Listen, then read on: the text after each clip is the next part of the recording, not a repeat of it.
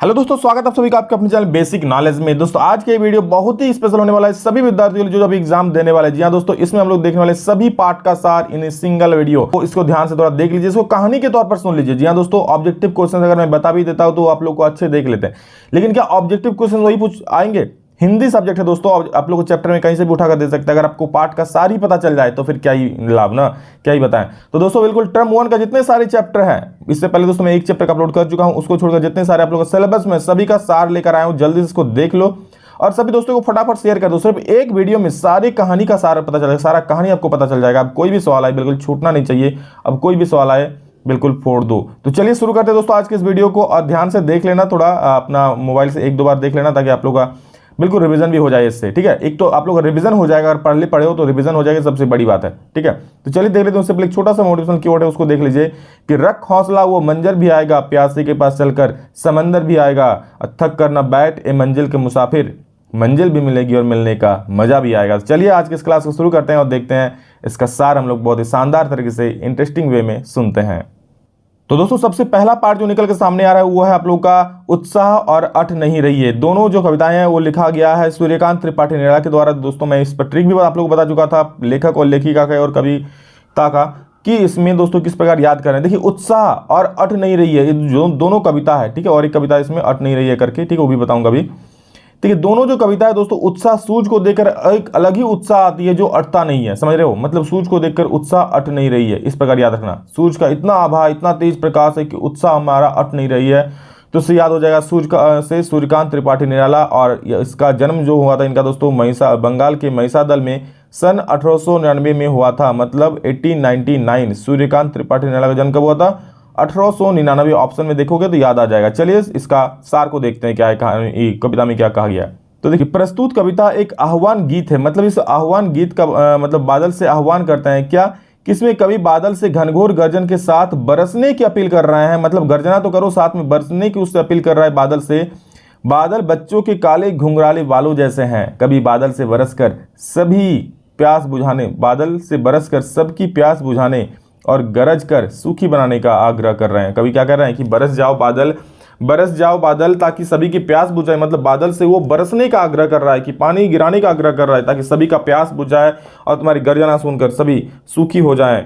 कभी बादल में नवजीवन प्रदान करने वाला बारिश तथा सब कुछ तहस नहस कर देने वाला वज्रपात दोनों देखते हैं। क्या देखते हैं कि कभी जिस प्रकार देखते हैं कि बारिश करके पानी गिरा के सब कुछ अच्छा करते हैं, उसी प्रकार सब कुछ तहस नहस भी कर सकते हैं वज्रपात करके। इसलिए वे बादल से अनुरोध करते हैं कि वो अपने कठोर वज्र शक्ति से अपने भीतर छुपाकर सब में नई स्फूर्ति और नई जीवन डालने के लिए मूसलाधार बारिश करे। क्या कह रहा है कि वो अपनी कठोर वज्र शक्ति को अपने भीतर छुपाकर, मतलब वज्र शक्ति नहीं करना है, क्या करना है, सब में नई स्फूर्ति और नया जीवन डालने के लिए मूसलाधार बारिश कर दो, हे बादल तुम बरस जाओ। ठीक है, ये गाना भी ना बरसो रे मेघा मेघा, उसी प्रकार का। ठीक है, आकाश में उमड़ते घुमड़ते बादल को देखकर कवि को लगता है कि वे बेचैन से हैं। जिस प्रकार आप लोग देखें बादल उमड़ता घुमड़ता है, ठीक है, और उसके बाल कभी दिखता है नहीं घुंघराले बालों जैसा, तो उसको कहा है कि घुंघराले बालों जैसा दिख रहा है। तभी उन्हें याद आता है कि समस्त धरती भीषण गर्मी से परेशान है, इसलिए आकाश की अनजान दिशा से आकर, ठीक है, आकाश की अनजान दिशा मतलब बादल की कोई दिशा यहाँ पर नहीं दिख रही है, आकर काले काले बादल, पूरी तपती हुई बादल खूब गरजे और बरसे और सारे धरती को तृप्त करे। क्या बोल रहे हैं कि धरती भीषण गर्मी से परेशान है, गर्मी का दिन है, और इसलिए आकाश क्या करे, कोई भी दिशा से आ जाए, अनजान दिशा से कोई भी दिशा से आ जाए और आकर बादल मतलब बरस जाए, गरज जाए, वो गरजे और बरसे और सारी धरती को तृप्त कर दे, एकदम पानी से अपने सराबोर कर दे, भिगो दे। ठीक है, तो ये था दोस्तों उत्साह कविता का सार, मतलब बादल से वो बरसने की अपील कर रहे हैं कि बरस जाओ बादल ताकि लोगों को शांति मिले, सुकून मिले, और तुम अपने गर्जना से, ठीक है, गर्जना को अपने अंदर छुपा कर मूसलाधार बारिश से लोगों के अंदर एक नई स्फूर्ति भर दो। वही चीज़ यहाँ पर देखिए कहा गया है कि वज्र शक्ति को अपने भीतर छुपा लो और सब में नई स्फूर्ति, नया जीवन डालने के लिए मूसलाधार बारिश कर दो।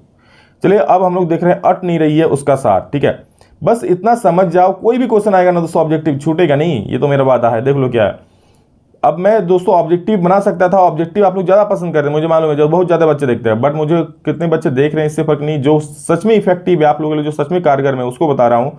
ठीक है, नहीं तो ऑब्जेक्टिव आप लोग देखते हैं, बहुत आप लोग देखते हैं, पता है, लेकिन ऑब्जेक्टिव से कुछ लाभ होता है, बट इससे और ज़्यादा लाभ होगा आप लोग को। ठीक है, कोई भी सवाल आएगा बना दोगे। अट नहीं रही क्या दोस्तों, प्रस्तुत कविता में कवि ने फागुन का मानवीकरण चित्र प्रस्तुत किया है। फागुन यानी फरवरी मार्च के महीने में वसंत ऋतु का आगमन होता है। दोस्तों किसमें? अट नहीं रही है में क्या, फागुन महीना का वर्णन किया है। जिस प्रकार फागुन यानी जो फरवरी मार्च का महीना में जो आता है, जब होली खेलते हैं आप लोग, चारों तरफ फूल खिलते हैं, महीने में बसंत ऋतु का आगमन होता है और इस ऋतु में पुराने पत्ते झड़ जाते हैं और नए पत्ते आते हैं, रंग बिरंगे फूलों की बहार छा जाती है, उनकी सुगंध से सारा वातावरण महक उठता है। दोस्तों अपने आसपास देखो, थोड़ा नजर दौड़ा के देखो किस प्रकार पेड़ों में हरे भरे पत्ते आ गए हैं, किस प्रकार फूल आ गए हैं, पलाश के फूल आते हैं, बहुत सारे पेड़ों के भी फूल आते हैं, पत्ते पुराने पत्ते झड़ जाते हैं, नए पत्ते उगाते हैं और देखते ही अजब बनता है प्रकृति की खूबसूरती। कभी को ऐसा प्रतीत होता है मानो फागुन के सांस लेने पर सब जगह सुगंध फैल गई हो। मतलब जैसे फागुन महीना आया, फागुन महीने ने सांस लिया, सब जगह क्या सुगंध फैल गया है, नए नए फूलों के खुशबू फैल गई, जो चाहकर भी अपनी आंखें इस प्राकृतिक सुंदरता से हटा नहीं सकते हैं। बिल्कुल कैसे हटा पाएंगे, आप लोग भी अगर देखोगे तो हटा नहीं पाओगे। जिस तरफ देखो दोस्तों हरे भरे, अभी कितने सुंदर खिले खिले फूल दिख रहे हैं, हरे भरे पत्ते दिख रहे हैं, ठीक है। तो अभी प्रकृति की खूबसूरती देखते ही बनती है, ठीक है, वातावरण महक उठता है। कभी को ऐसा प्रतीत होता है कि मानो फागुन के सांस लेने पर, ये तो हो गया, ठीक है। इस मौसम में बाग बगीचों वन उपवनों के सभी पेड़ पौधे नए नए पत्तों से लद गए हैं, कहीं यही लाल रंग के हैं तो कहीं हरे, और डालियां अनगिनत फूलों से लद गए हैं। क्या कह रहे हैं कि इस जो अभी मौसम है, हर बाग बगीचों में नए नए पत्ते आ गए हैं, नए नए फूल आ गए हैं, ठीक है। कोई लाल है तो कोई नीला है, कोई हरे हैं, कोई डालियां किसी की डाली अनगिनत फूलों से लद गए हैं, ठीक है। जिससे कभी को ऐसा लग रहा है जैसे प्रकृति देवी ने अपने गले रंग बिरंगे और सुगंधित फूलों की माला पहन रही हो। जिस प्रकार क्या लग रहा है, प्रकृति रूपी जो है, प्रकृति वो एकदम रंग बिरंगी फूलों की माला पहने हुए, बिल्कुल गजब का दिखता है दोस्तों। हर तरफ घास दिखेगा, हर तरफ पेड़ पौधे में मतलब हरा भरा पेड़ पौधा, पत्ते दिखेंगे, नए नए फूल दिखेंगे, तो गजब की प्रकृति की सुंदरता भी दिखाई पड़ती है। इस सर्वव्यापी सुंदरता का कभी को कहीं और छोर नजर नहीं आ रहा है, इसलिए कभी कहते हैं कि फागुन की सुंदरता अट नहीं रही है। मतलब इतना इसका कोई इतना खूबसूरती की अट नहीं रहा होता है ना, कि अरे इतना सुंदर अट नहीं रहा, अटता नहीं है, मतलब वो एक कभी की आंखों को अट नहीं रही है, इतनी सुंदर, इतनी प्राकृतिक सुंदरता देखते हैं वो, ठीक है। और यह दंतुरित मुस्कान और फसल, दोस्तों हम लोग ये हो गया, समझ गए, कभी उत्साह और अट नहीं रही है। अब दोस्तों देखेंगे यह दंतुरित मुस्कान और फसल, दो कविता है। अब इस पर भी मैंने आप लोगों को ट्रिक कहा था, यह दंतुरित मुस्कान मतलब फसल, और तो फसल को देखकर अर्जुन मुस्कुरा रहे हैं। क्या कर रहे हैं, फसल को देखकर अर्जुन मुस्कुरा रहे हैं, तो अर्जुन से नागार्जुन हो जाएगा और फसल से फसल हो गया, और फसल को देखकर दंतुरित मुस्कान, मुस्कुरा रहे हैं तो दंतुरित मुस्कान हो जाएगा। तो कवि का नाम क्या है, नागार्जुन दोस्तों। इनका जन्म जो हुआ था बिहार के दरभंगा जिले के सतलखांव गांव में हुआ था। देखिए फसल कहाँ होता है, ज़्यादा बिहार में होता है, ठीक है। तो इससे रख ले, बिहार में इनका जन्म हुआ था और 1911 को इसका जन्म हुआ था दोस्तों, ठीक है। 1911 को जन्म हुआ था, 1911 में जो नागार्जुन साहब है उनका जन्म हुआ था, ठीक है। तो 1911 याद रखिएगा, ठीक है। खेती करने के लिए 11 रुपया देना पड़ेगा आपको, खेती अगर करोगे तो 11, मतलब खेती में ज़्यादा, इस प्रकार याद रखें, खेती में ज़्यादा लाभ थोड़ी होता है, जस्ट 11 रुपया बच जाता है, तो याद कर लेना उससे कि 1911 में उनका जन्म हुआ था। चलिए यह दंतुरित मुस्कान का सार हम लोग देख लेते हैं क्या है। तो देखिए इस कविता में कवि ने नवजात शिशु के मुस्कान के सौंदर्य के बारे में बताया। कवि कहते हैं कि शिशु की मुस्कान इतनी मनमोहक और आकर्षक होती है कि किसी मृतक में भी जान डाल दे। कितनी मोहक होती है ना बच्चे की जो हंसी होती है। खेलने के बाद धूल से भरा तुम्हारा शरीर देखकर ऐसा लगता है मानो कमल का फूल तालाब छोड़कर मेरी झोपड़ी में आ खिल गए हो। वाह, तुम्हारे स्पर्श को पाकर पत्थर भी मानो पिघल कर जल बन गया हो। यानी तुम्हारे जैसे शिशु की कोमल स्पर्श पाकर किसी भी पत्थर हृदय व्यक्ति का भी दिल पिघल जाए। आप लोग देखते हैं कई कड़क आदमी होते हैं, लेकिन बच्चों को देखकर वो भी बच्चे बन जाते हैं ना।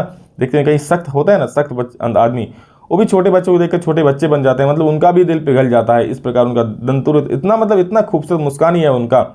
कभी कहते हैं कि उनका मन बांस और बबूल की भांति निरस और ठूंठ हो गया था, परंतु तुम्हारे कोमलता का स्पर्श मात्र पड़ते ही हृदय भी सोफालिका के फूलों की भांति झड़ने लगा। कवि के हृदय में वात्सल्य की धारा बह निकली और अपने शिशु से कहते हैं कि तुमने मुझे आज से पूर्व नहीं देखा है ना, इसलिए मुझे पहचान नहीं रहे हो। वे कहते हैं कि तुम्हें थकान से उबारने के लिए मैं अपनी आंखें फेर लेता हूँ ताकि तुम भी मुझे एकटक देखने के श्रम से बच सको। मतलब आप लोग देखते हो कोई छोटे बच्चे, आप लोग उस पल को अनुभूति कीजिए कि कोई छोटा बच्चा मतलब खटिया में सोया हुआ और एकटक देख रहा है, कितना प्यारी नज़र से एकदम आँख गड़ाए देख रही है। तो कभी कहता है कि मैं खुद को नज़र फेर लेता हूँ, मैं खुद थोड़ा साइड हो जाता हूँ ताकि तुम जो एकटक देख रहे हो, ठीक है, थक जाओगे बाबू, तो उतना इसलिए हट जाता है। तो आप लोग देखते होंगे जब आप लोग हटते हैं तो बच्चों की नज़र उधर घूम जाती है। कितना प्यारा मनमोहक दृश्य होता है। वो जो छोटे बच्चे खटिया से सोए से आपको एकटक निहारते हैं, एकटक देखते हैं, और आप जिधर घूमते हैं उधर उसका नज़र भी घूम जाता है। तो ये चीज़ यहाँ पर कह रहा है कि तुम्हारे इस थकान को दूर करने के लिए मैं थोड़ा यहाँ से हट जाता हूँ ताकि तुम जो एकटक देख रहे हो उससे तुम्हारी जो थकावट हो रही है उससे उसको वो ना हो। ठीक है, आगे देखिए क्या कहता है कि एकटक देखने के श्रम से बच सको। कवि कहते हैं क्या हुआ यदि तुम मुझे पहचान नहीं पाए, यदि आज तुम्हारी माँ न होती तो आज मैं तुम्हारी मुस्कान भी न देख पाता। वो अपनी पत्नी का आभार जताते हुए कि तुम्हारा मेरा क्या संबंध, यह तुम इसलिए नहीं जानते क्योंकि मैं इधर उधर भटकता रहता हूँ। और दोस्तों जो पिता होते हैं वो घर कामों से इधर उधर रहते हैं तो बच्चे को कम ही देख पाते हैं उनको, इसलिए कह रहे हैं कि तुम मुझे नहीं पहचानते क्योंकि मैं इधर उधर भटकते रहता, तुम्हारी और ध्यान ना दिया, तुम्हारी और ध्यान नहीं दिया, मतलब उसके उतना उधर ध्यान नहीं दिया था। तुम्हारी माँ ने ही सदा तुम्हें स्नेह प्रेम दिया और देखभाल किया, पर जब भी हम दोनों की निगाहें मिलती है तब तुम्हारी यह मुस्कान मुझे आकर्षित कर लेती है। और कह रही जब भी मैं तुम्हारे को देखता हूँ, ठीक है, तो तुम्हारी मुस्कान एकदम सच में आकर्षित कर लेते हो। सच में यार बच्चों की मुस्कान आप लोग देखे होंगे, अगर किसी छोटे बच्चे की एकटक निहारते हैं यार, क्या मतलब गजब का अनुभूति होता है। ठीक है, गजब का प्यार उमड़ता है। अगला सवाल है दोस्तों, अगला पार्ट है फसल, उसी का दोस्तों फसल कवि लेखक कवि नागार्जुन साहब ही हैं। देखिए इसमें क्या है कि इस कविता में कवि ने फसल क्या है साथ ही पैदा करने में कितना योगदान रहता है उसे स्पष्ट किया है। वो कहता है कि इससे पैदा करने में एक नदी या दो नदी का पानी नहीं होता, एक फसल को पैदा करने में एक नदी या दो नदी का पानी नहीं होता है, बल्कि ढेर सारी नदियों का पानी का योगदान होता है। अर्थात जब सारी नदियों का पानी भाप बनकर उड़ जाता है तब सब बादल बनकर बरसते हैं। समझ रहे हो, मतलब बादल कब बनता है, जब ढेर सारी नदी का पानी बाष्प बनकर ऊपर उठ जाता है तो बादल बनता है और सारी बादल बनकर बरसते हैं, जो कि फसल उपजाने में सहायक होता है। वे किसानों का महत्व स्पष्ट करते हुए कहते हैं कि फसल तैयार करने में असंख्य लोगों के हाथों की मेहनत होती है। कभी बताते हैं कि हर मिट्टी की अलग अलग विशेषता होती है, उनके रूप गुण रंग एक समान नहीं होते हैं। सबका योगदान फसल को तैयार करने में होता है। बादल का योगदान होता है, किसान का योगदान होता है, मिट्टी के गुणों का योगदान होता है। ठीक है, कभी ने बताया कि फसल बहुत चीज़ों का सम्मिलित रूप है, जैसे नदियों का पानी, हाथों की मेहनत।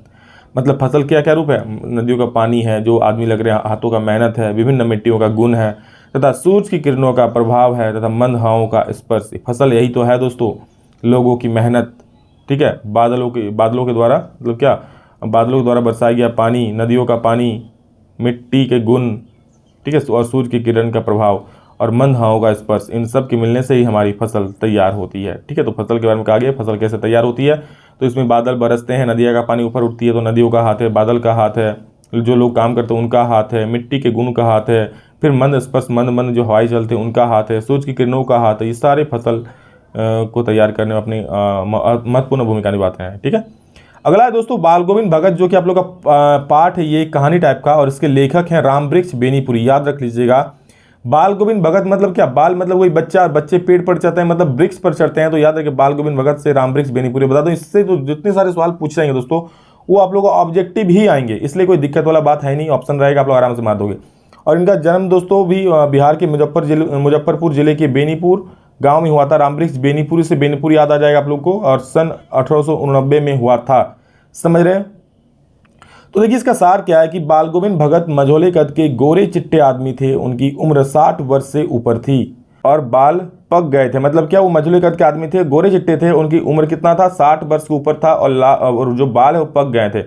वो लंबी दाढ़ी नहीं रखते थे, वो दाढ़ी उनका लंबा नहीं था, कपड़े बिल्कुल कम पहनते थे, कमर में लंगोटी पहनते थे और सिर पर कबीरपंथियों की सी टोपी पहनते थे। क्या कपड़े, सिर पर कैसी टोपी पहनते, कबीरपंथी टोपी पहनते, सर्दियों में ऊपर से कंबल ओढ़ लेते, और गृहस्थ होते हुए भी सही मायनों में साधु थे। मतलब समझ रहे हो कि अगर कोई घर में रह रहा है, कम कपड़े पहन रहा है, टोपी पहन रहा है, ठीक है, और क्या कर रहा है कि मतलब वही चीज़ साधु जैसा कर रहा है, काम कर रहा है, लेकिन साधु एक्चुअल में वो थे नहीं। माथे पर रामनंदी चंदन का टीका और गले में तुलसी की जड़ों की बेडोल माला पहनते थे। क्या बोल रहा है कि माथे पर रामानंदी चंदन का टीका, माथे पर एक चंदन का टीका लगाते थे और गले में तुलसी की जड़ों और की बेडोल माला पहनते थे। आप पहने देखते हैं आप लोग पुराने बहुत सारे लोग गले में तुलसी की माला पहनते हैं। हाँ दोस्तों, तुलसी की माला कहा जाता है कि माला पहने पर झूठ नहीं बोला जाता है। ठीक है, तो जो भी हो, उनका एक बेटा और पतोहू था, और उनका एक बेटा था दोस्तों और एक पतोहू था। ठीक है, वे कबीर को साहब मानते थे। कबीर को क्या मानते थे, साहब मानते थे। किसी दूसरे की चीज़ नहीं छूते और न बिना वजह झगड़ा करते। मतलब समझ रहे हो कितना साफ स्पष्ट मतलब छवि के वो आदमी थे।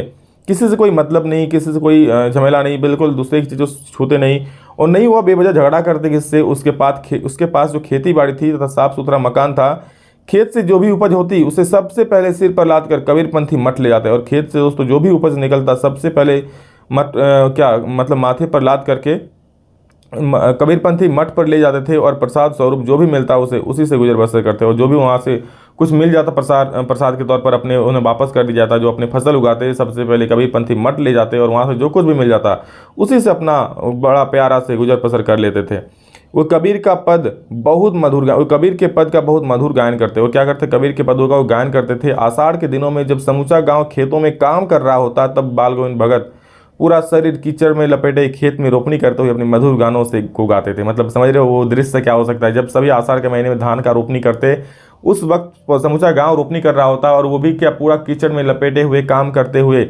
गाना गाते हैं। आप लोग अभी भी देखे होंगे बहुत सारे लोग ऐसा करते हैं, जब रोपनी करते हैं तो अपना अपना गाना गाते हैं। तो उसी प्रकार बाल गोविंद भगत जी भी उस वक्त करते थे, कीचड़ में लपेटे पूरे शरीर को मधुर गानों से गाते थे उस पर गान। और भादों के अंधियारे में उनकी नज़र उनकी खंजरी बजती थी। ठीक है, भादों के अंधियारे में उनकी खंजरी बजती थी। जब सारा संसार सोया होता तब उनका संगीत जगता था। जब सारा संसार सो जाता तो वो संगीत गाते थे। कार्तिक मास में उनकी प्रभातियां शुरू हो जाती। कौन सा मास में होती थी शुरू दोस्तों? कार्तिक मास में उनकी प्रभातियां शुरू हो जाती थी। वे अगले सुबह नदी स्नान को जाते और लौटकर पोखर के ऊंचे भिंडे पर अपनी खंजरी लेकर बैठ जाते और अपना गाना शुरू करते। उसका दोस्तों गाना बजाने के समान तक खंजरी। ठीक है, तो वो क्या करते, अगले सुबह नदी स्नान कर को जाते, नदी नहाने के लिए जाते और लौट कर पोखर के ऊंचे भिंडे पर, मतलब जो ऊंचा जगह था वहाँ पर खंजरी लेकर बैठ जाते और अपना गाना शुरू कर देते। गर्मियों में अपने घर के आंगन में आसन जमा बैठते। उनकी संगीत साधना का चरम उत्कर्ष तब देखा गया। ठीक है, और गर्मी के दिन में क्या करते, आंगन में आसन जमा कर बैठते, फिर वहाँ भी गाना गाते। और उनकी संगीत साधना का चरम उत्कर्ष तब देखा गया जिस दिन उसका इकलौता बेटा मर गया। मतलब दोस्तों जब उनका इकलौता बेटा मर गया उस वक्त उसका संगीत का चरम उत्कर्ष देखा गया। क्या देखा गया, बड़े शौक से उन्होंने अपने बेटे की शादी करवाई थी। और बड़ा शौक था दोस्तों कि उसका बेटा का जो शादी करवाए थे बड़ा शौक से करवाए थे। बहू भी बड़ी सुशील थी। उन्होंने मरे बेटे को आंगन में चटाई पर लिटाकर एक सफ़ेद कपड़े से ढक कर रखा था तथा उस पर कुछ फूल बिखरा पड़ा था। सामने बाल गोविंद भगत जमीन पर आसन जमाए गीत गाए जा रहे थे और बहू को रोने के बजाय उत्सव मनाने को कह रहे थे। चूंकि उनके अनुसार आत्मा परमात्मा के पास चली गई, आनंद की बात है। समझ रहे हो दोस्तों क्या है कि जब उनका बेटा मर गया तो भी वो दुखी नहीं थे, मतलब दुखी अंदर से होंगे पर वो गाना गा रहे थे और बहू को भी कह रहे थे कि बेटी दुखी मत हो, ये तो आत्मा का परमात्मा से मिलन है। ठीक है, पर दोस्तों सबका ऐसा सोच नहीं रहता है, सबका ऐसा इतनी बड़ी सोच नहीं रहती है।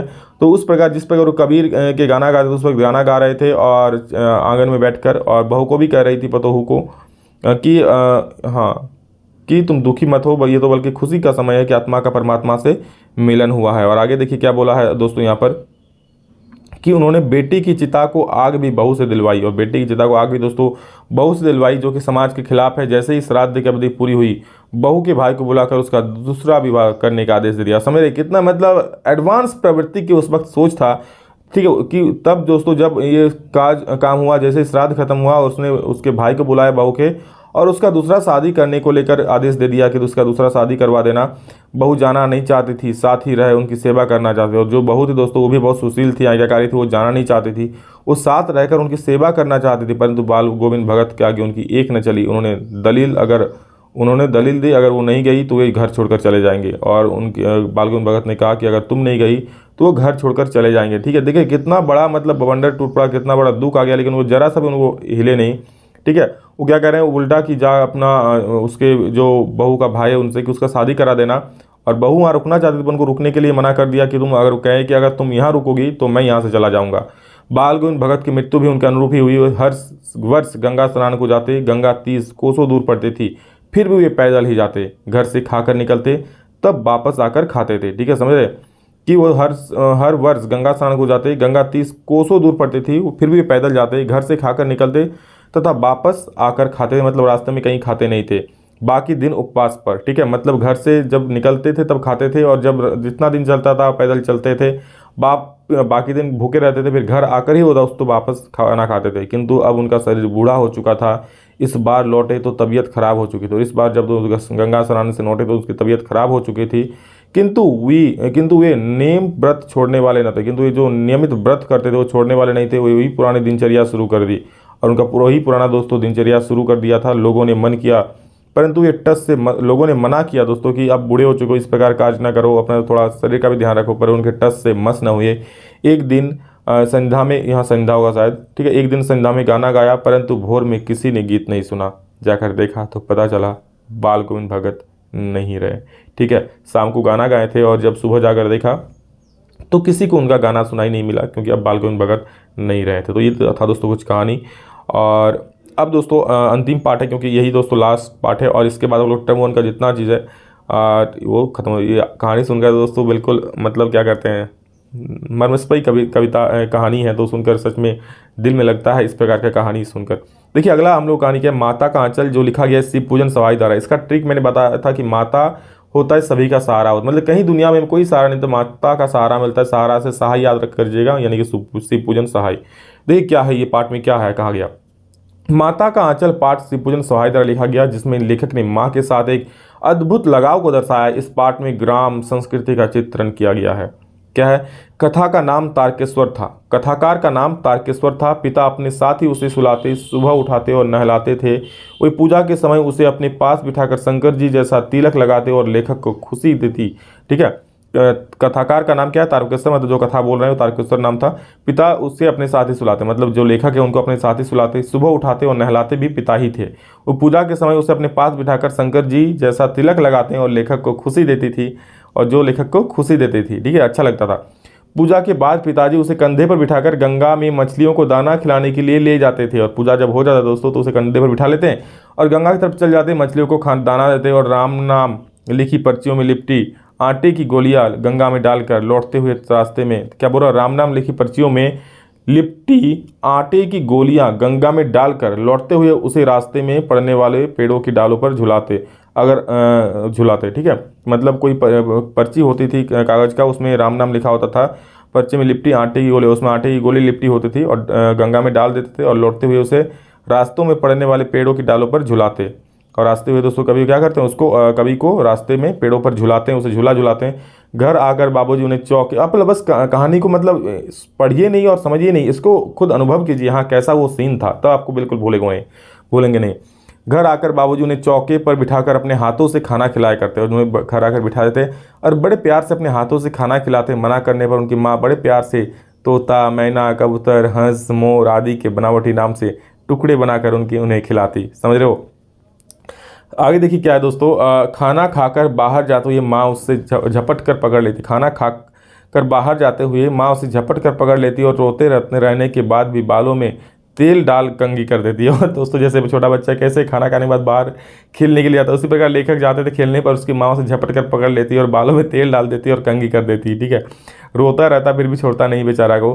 कुर्ता टोपी पहनकर चोटी गूंथकर फूलदार लट्टू लगा देती और कुर्ता पहना था, टोपी पहना था, चोटी, बच्चों का दोस्तों चोटी अगर लगा दी कोई छोटे बच्चों तो गजब ही दिखता है। लेखक रोते रोते बाबूजी की गोद में बाहर आते हुए बालकों के झुंड के साथ मौज मस्ती में डूब जाते थे। और कितना प्यारा बचपन होता है ना, कि बचपन बिल्कुल अभी रोआ फिर अपने पिताजी से बाहर आते थे, पिताजी उसे बुलाते, बाहर आकर सारा मतलब जो भी रोना धोना था सब भूल जाते, बच्चों के झुंड में मस्ती से बिल्कुल खेलने लग जाते, उसमें डूब जाते।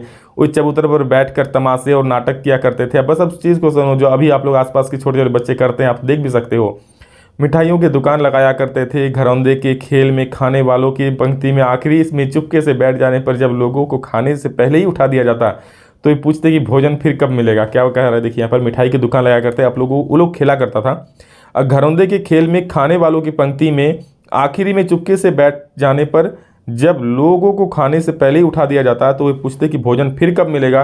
किसी दूल्हे के आगे चलती पालकी देखते ही जोर जोर से चिल्लाने लगते। ठीक है, यही कुछ था। और एक बार रास्ते में आते हुए लड़कों की टोली ने मुसन तिवारी को बुढ़वा बेमान कहकर चिढ़ा दिया। मुसन तिवारी ने उनको खूब खदेड़ा। जब ये लोग भाग गए तो मुसन तिवारी पाठशाला पहुंच गए। अध्यापक ने लेखक की खूब पिटाई की। होता है ना बच्चे की कह देते हैं बड़े बड़े लोग, मतलब को चिढ़ा देते थे, तो ही मुसन तिवारी नामक कोई आदमी था, उसको बुढ़वा बेमान कहकर चिढ़ा दिया था। तो ही मुसन तिवारी गुस्सा हो गए, स्कूल चले गए थे, अध्यापक से शिकायत कर दिया था, तो फिर लेखक की खूब पिटाई हुई थी। ये सुनकर पिताजी पाठशाला दौड़े आए, अध्यापक से विनती कर पिताजी उन्हें घर ले आए। फिर ये रोना धोना भूल कर अपनी मित्र मंडली के साथ हो गए। ठीक है, मतलब स्कूल में टीचर से मार रहे थे तो पिताजी को जब पता चला वो स्कूल चले गए और उसको छुड़ा कर ले आए और फिर वो लेखक जो थे रोना धोना भूलकर अपने खेल में जुट गए। मित्र मंडली के साथ मिलकर लेखक खेतों में चिड़ियों को पकड़ने की कोशिश करते। जो दोस्तों के साथ मिलकर खेतों में चिड़िया पकड़ने की कोशिश करता। दोस्तों ये सब लेखक की कहानी है, हर एक बच्चे की कहानी, आपकी कहानी है, मेरी कहानी है, सबकी कहानी है। बचपन में जरूर ये सब कोई ना कोई किए होंगे, पर बचपन गया, ये सारी बातें दूर हो गई। चिड़ियों के उड़ जाने पर जब एक टीले पर आगे बढ़कर चूहे के बिल में उसने आसपास का भरा पानी डाला तो उसमें एक सांप निकल आया। डर के मारे लुढ़क कर गिरते पड़ते हुए लेखक लहूलुहान स्थिति में घर पहुंचे तो सामने पिता बैठे थे। मतलब क्या हुआ, देखिए आप लोग भी ये बदमाशी किए होंगे कि जहाँ चूहों का टी रहता है, बिल रहता है, उसमें क्या पानी मिलता है, तो लेखक को क्या मिला, आसपास में पानी गिरा था वो मिला और उसमें डाल दिया, ठीक है। और वो गिरते गिरते मतलब जब सांप निकल आया उसके जो बिल से, सांप अंदर में था शायद, वो निकल आया तो लेखक डर के मारे लुढ़क कर गिरते पड़ते हुए लेखक लहूलुहान स्थिति में घर पहुंचे तो सामने पिता बैठे थे। परंतु पिता के साथ ज़्यादा वक्त बिताने के बावजूद लेखक को अंदर जाकर माँ से लिपटने में अधिक सुरक्षा महसूस हुई। माँ ने घबराते हुए आंचल से उसकी धूल साफ की और हल्दी लगाई। ठीक है दोस्तों, हम लोग कहीं भी दुनिया में कहीं भी अगर हमें दुख होता है, दर्द होता है, डर होता है, तो सबसे पहले हम माँ के आंचल में जाकर छुप जाते हैं, क्योंकि उससे सुरक्षित जगह हमें दुनिया में कोई नहीं लगता है। दोस्तों यही था माता का आंचल, जो लेखक है इनके शिव पूजन सहाय अपनी कहानी वर्णित करते हैं। लेकिन मुझे लगता है दोस्तों ये हर एक बच्चे की कहानी है, हर एक छोटे बच्चे की कहानी है जो अपने जीवन में ये दिन जरूर मतलब ये जीवन जिया है, ठीक है। और ये बचपन में ही जीवन जिया है जो अमूल्य होता है, फिर वापस कभी नहीं मिलता है। चलो दोस्तों, बस आशा करता आप लोग सारा पार्ट समझ में आ गया होगा, भले वीडियो 20 मिनट का बना हो, जो भी बस आप लोग देख लो, समझ लो, ताकि एग्जाम में और एक भी क्वेश्चन ना छूटे, ठीक है। चलो, love you all, thank you all of you. अभी के लिए टाइम मिलेंगे नेक्स्ट वीडियो में जल्दी, तो जय हिंद, वंदे मातरम।